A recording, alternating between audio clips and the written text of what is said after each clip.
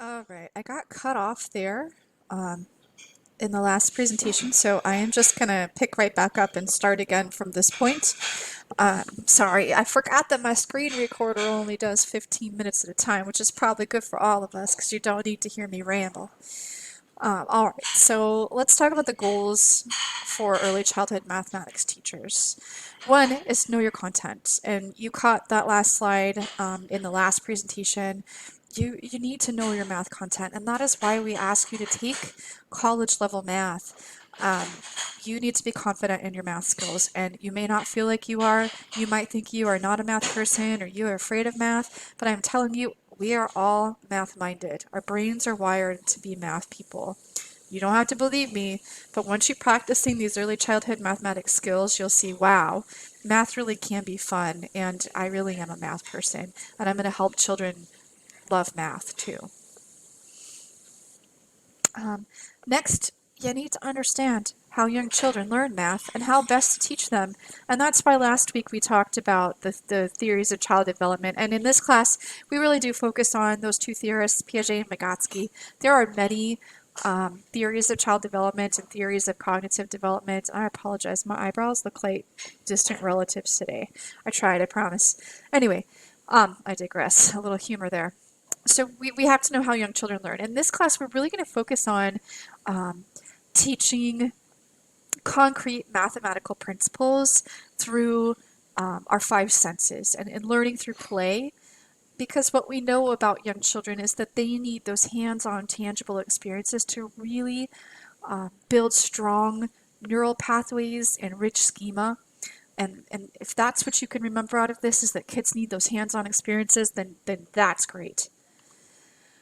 Goal 3, know how to implement appropriate teaching practices for effective mathematics instruction. We're going to talk about the difference between rote learning and constructivism in this class.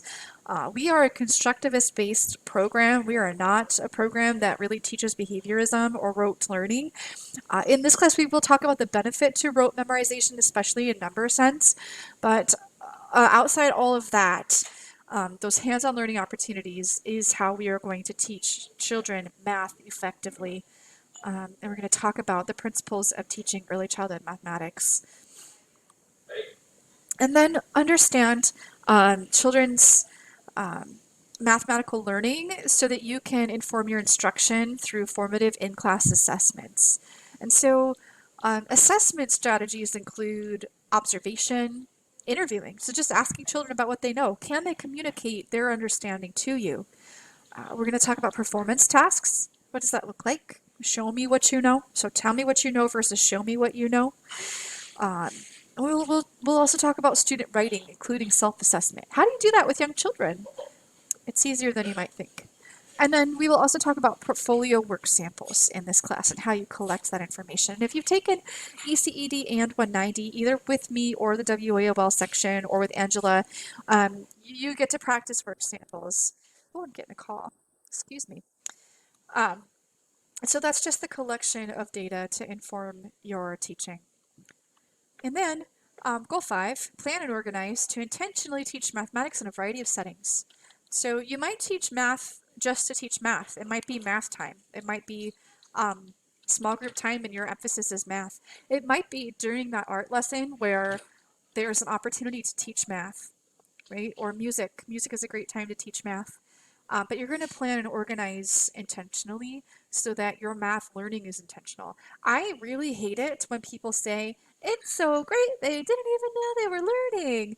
No, that's not great. Kids should know exactly what they're learning and when. That's how we make sure they understand. That's how we know if they really truly have internalized the information.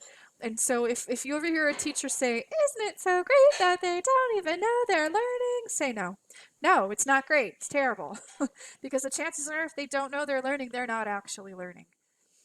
Stop saying that. All right, we made it. Now you just see my face. I'm going to go ahead and upload this. This is the second part to Math Basics, and I'll see you all online.